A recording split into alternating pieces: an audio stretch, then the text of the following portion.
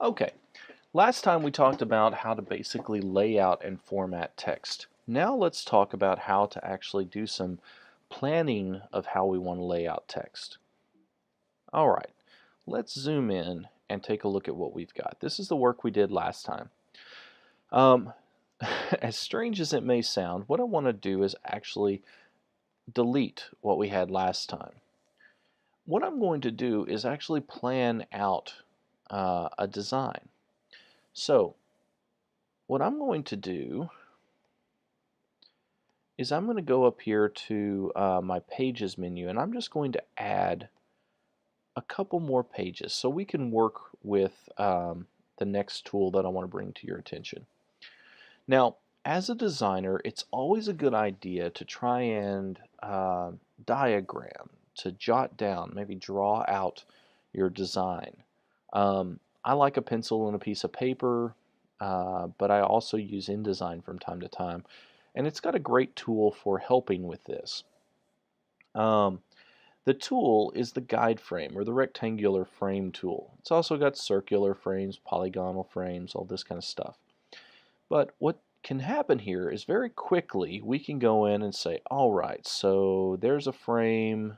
I know I want an image over here. I think I'm going to end up having maybe my title up here. I might end up having another image there. Let's have some sort of separator. My articles are going to go here, here, here, nice and blocked across the page. And I might end up having an image of some kind there. Oh, and I can't forget the page number, so it's going to go down there. Okay? So, what I can do is very quickly come in and sort of diagram what I want my design to look like. Now, the plus side of doing something like this is that once I've diagrammed it, now I can go in and actually start placing things where I need them to go. So for example, in this guide frame, if I select this one and hit Command D, let me select my example, colorful dog, place it in. And you'll see the frame is the size that I built. The dog is quite a bit bigger, so I might want to adjust the size of the dog that's in the frame. Uh-oh. But the frame is the size that I want it to be. So it's like having the window already there and then being able to adjust the thing that you see through the window. Okay? So the same thing goes with maybe this box up here at the top. Place, choose my color splash. There it is. I want to shrink it down and adjust the opacity. Down here, do the same sort of thing, maybe with the bone. We have the PSD, and drop it down. I might want to scale it up a bit, reposition it. Do whatever I wanted to with that. So, I've already laid it out. I kind of look at how things would appear on the page. But then even with the text, what I could do is say, in this box, what I'd like is, this is the article we had last time. There's the article. Boom, boom, boom. Remember we have the red plus sign. Click that, click the next frame. Click that, click the next frame.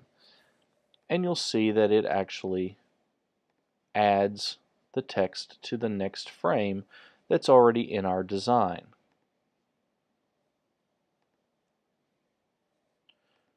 So, essentially, by creating these frames, we can actually create a rough idea of what we want our design to look like. And then we can just, to a degree, fill the design as we see fit. Now, I can adjust this, to fit within our columns. To do what we did last time, I'm going to highlight everything, adjust to 10-point font, clear out all these extra spaces, highlight everything, and we'll go back in and adjust our article. So now our article is all laid out the way we want it to be. Okay? All right. So that's easy enough. We do have a problem though. If you'll notice, our text is disappearing behind our dog bone. Well, that's not going to work. That's not going to work at all. So we need to think about how we want to adjust this. Well, that's actually easy enough. This is called, what we're about to do is called text wrapping. What text wrapping does is allows us to, and I'm going to move this between the two columns, okay, right there. What text wrapping does is allows us to take an image, either an image we have chosen or something we have created, and to wrap the text around that image. So for example, if I took this dog bone and I moved over to either these options up top or this option that should appear on the right. If you don't see this, window, text wrap. And you should see these options. Now, I've got several, but the one that I really particularly want you to pay attention to is this one, wrap around an object shape. When I click this, you'll notice how it creates essentially a big box. Right now, it's trying to create a text wrap around this horizontal bounding box around this shape. But you'll notice that this image doesn't have a background. If I go under wrap options, I'm sorry, not wrap options, contour options, and I find alpha channel, in other words, the transparent channel, and select that, what it does is it ignores the alpha channel.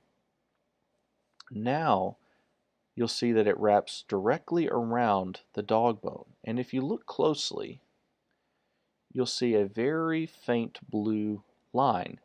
This is actually where the text is wrapping around.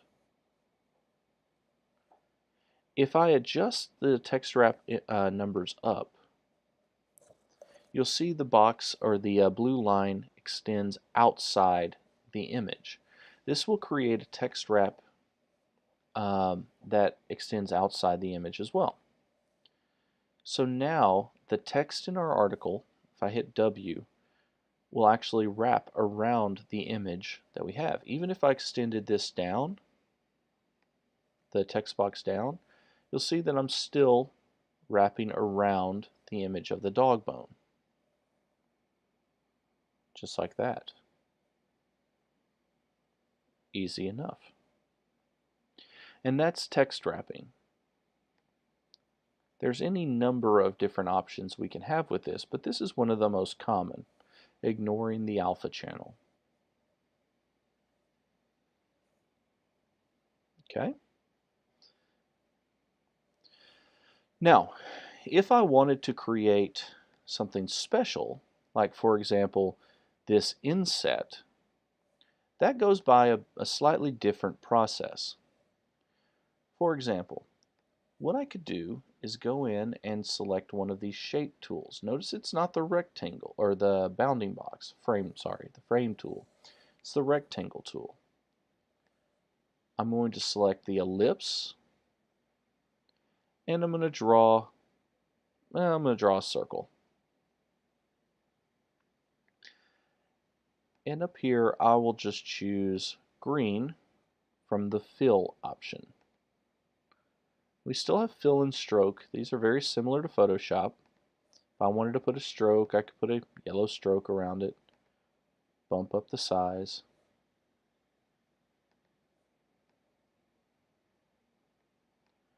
And put this anywhere I want. text wrapping would work the exact same way. I would move in, text wrap, and you would see the wrapping is occurring around this circle. Okay?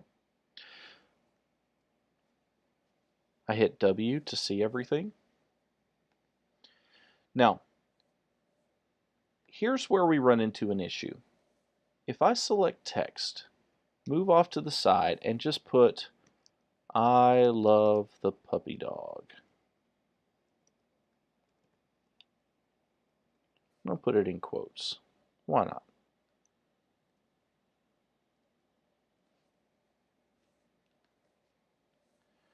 Okay.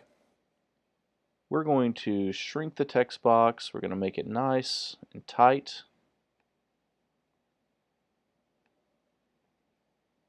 I love the puppy dog. Now, if I wanted to put that on top, we'll notice that there's a problem with that. The problem is that every time we lay it over this circle, it disappears. Well, that is because that circle is text wrapping. The circle is pushing everything or all text out of its way. It's pushing all text away from it. Now, if we have something like this text that we want over the top of this, we have to do something special. We have to have it ignore the text wrapping. Now, when we go in and so when we want to move this text over the top, as I said, the image that we have text wrapping pushes all text out of the way. That's fine for the most part, but with this very specific piece of text, we want it to ignore the text wrap. We want to be able to place it anywhere we want to. Now, there's a specific place we need to go to be able to adjust that. What we would do is go up to Object, Text Frame Options. Object, Text Frame Options. And you'll see at the very bottom of this text frame, we'll see Ignore Text Wrap. When we click on this, now, no matter what we've got going on elsewhere, this piece of text will ignore any text wrapping that we have. We can actually pump up the size to whatever we deem necessary.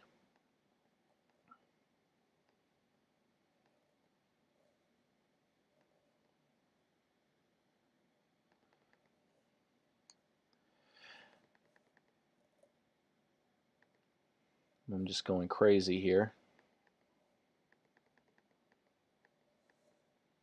I love the puppy dog, sure.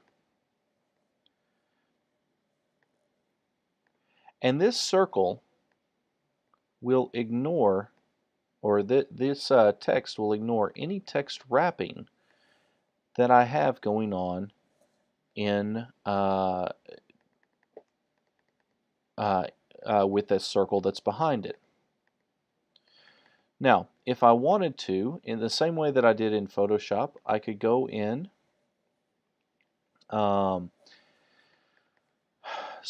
could go in and adjust things like the leading and the tracking, the space between lines to make this tight. So, for example, the leading right here. Oh, don't need Chrome. To make this tight.